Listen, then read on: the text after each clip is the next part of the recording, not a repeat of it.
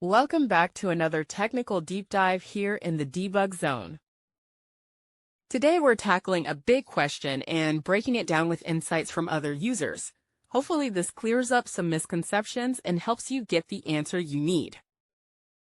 So buckle up, stay a little curious, and let's jump right in.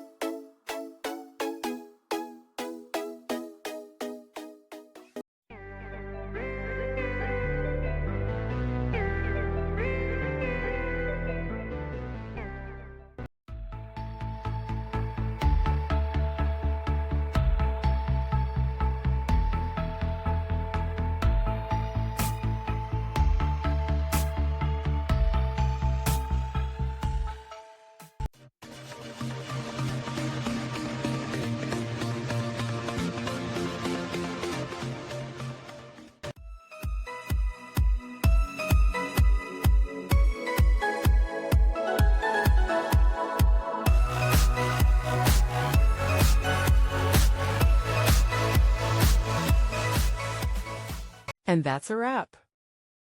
I hope you found the answer you were looking for. If you did, take a second to hit that subscribe button. It really helps out.